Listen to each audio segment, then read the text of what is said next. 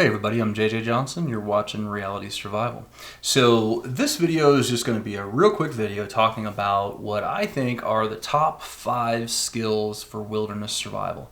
And I'm putting this out there for people who are new to, maybe backpacking or camping. If you're new to spending time in the outdoors, if you want to get more interested and more trained on survival, and you kind of are like, hey, well, what should I really focus on first? What are the things that I should learn, the skills that I should learn before I go out there, or as quick as possible after I'm learning, to kind of venture into the outdoors. And so it's just 5 basic topics, and if you know these 5 things and you do these 5 things well, the chances are you're not going to have any issues, any long-term wilderness survival issues. You're probably not going to get stuck in the woods, and you're probably not going to ever have any issues. And if you do, you'll be well equipped to be able to handle that issue so that it doesn't turn into a life-threatening situation. Okay, so the number one thing by far that people need to spend time on and they need to think about before they go out into the woods, recreationally, is preparation. Okay, having good equipment with you, and it's preparation and communication. They're all in one. Letting people know where you're planning on going, how long you're going to be there, when you're going to come back, where you're going to park your car, what equipment you have with you. Those are all really important things that a search and rescue team would need to know if they did have to send somebody out.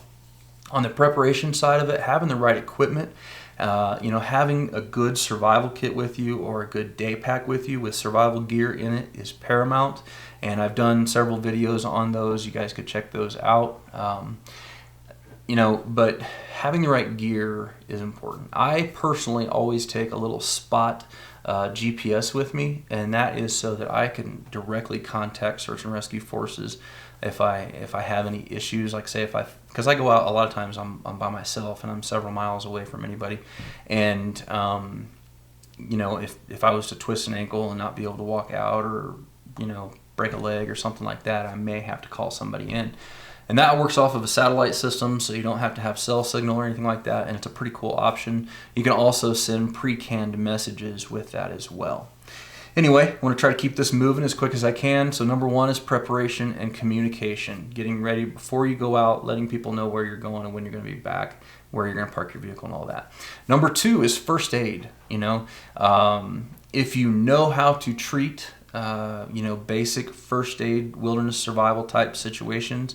If you have a first aid kit with you and you can take care of that major cut or whatever on your own, you can stop the bleeding, then you're going to probably eliminate a lot of situations that come up.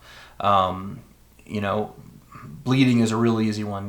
Direct pressure and elevation for a sustained period of time is probably going to stop about 90% of bleeds. But you need to have that equipment with you. You've got to know how to use the equipment, and you have to have it with you to be able to apply it. So first aid is definitely high on the list, and I put it at number 2. Number 3 is navigation skills. One of the major reasons that people go lost in the woods every year when they're out recreationally hiking and camping and stuff is because they get lost. They don't know where they're going. You should always carry a paper map and a compass with you wherever you're going to be. It's very easy to get a hold of those now. You can get them online. You can print them and print them out onto 8x10 sheets of paper. You can order the ones from USGS, for $10 to $15. There's definitely options, and there's pretty much no excuse not to have a map and compass. And learning those skills, learning how to use the map and compass is equally as important to having it. I've got a couple of videos on, how to read maps, how to read contour lines and stuff like that. You guys could check those out if you'd like. But it's important to know how to read a topographic map and how to use a compass with it as well. I'm also planning on having some additional videos on navigation coming out this spring as soon as the weather gets nice and I can get out and start doing some stuff, up in the National Forest and stuff. Okay, so number 4 is fire building skills. I've got tons of videos on fire building. I think that people oftentimes are terrible at building fires, quite honestly. And because you have to use principles that are going to work for building a fire when it's rainy and windy and snowy and nasty, which is what you actually need it, right? And fire building is an important one. Because hypothermia is one of the biggest killers in the woods. You have to be able to keep yourself at 98.5. And just jumping back to preparation, making sure that you're clothed appropriately and have extra clothing in your pack and stuff like that, and prepared for the weather that you're going to get is important in that as well. Okay, so number 5 is water purification. A lot of times people don't really realize how much water it takes to stay hydrated when you're hiking at higher altitudes and colder temperatures and stuff like that, when you're going through rough terrain and everything like that, and they may only bring 1 or 2 quarts of water with them. A lot of times that's not enough, especially for a long hike. What happens is you start to ration that water, your body starts to become more dehydrated, you start to make bad decisions. That's when you make those bad decisions is when you get lost. It's also when you get hurt, and these things kind of pile up on top of each other. So having the ability to stop and get more water so that you can keep yourself fully hydrated is very important. So anyway, guys, those are the top 5 wilderness survival skills that I recommend people concentrate on learning as a beginner.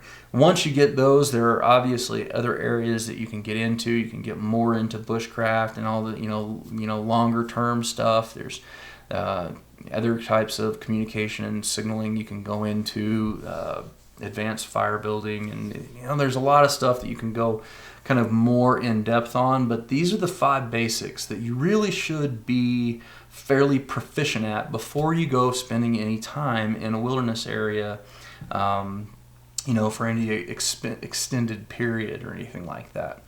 If you've got these down, then chances are on a recreational level, you're never going to have an issue. I'm not talking about the end of the world, being able to survive as a mountain man, trapping and food procurement and all that kind of stuff.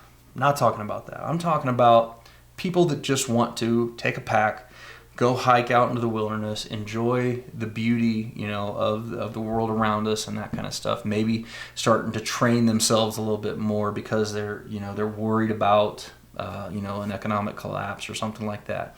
If you're just breaking into this stuff, these are the 5 things that you need to be focused on, in my opinion. Anyway, guys, I really appreciate you watching, and I definitely appreciate if you subscribe as well. If you're already subscribed or if you're a new subscriber, click the little bell button down there.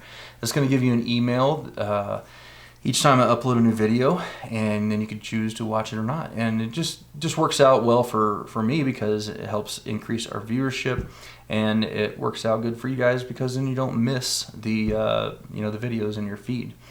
And as always, the best way to support this channel and to help me out is by sharing it and clicking the thumbs up button. If you share it with your friends on social media, that also helps us out just a ton, and I definitely appreciate that. And let's see, as always, guys, don't forget to live the 6 Ps. Prior preparation prevents poor performance. I about forgot what I was going to say there. But yeah, anyway, I think that's it. Stay safe, guys.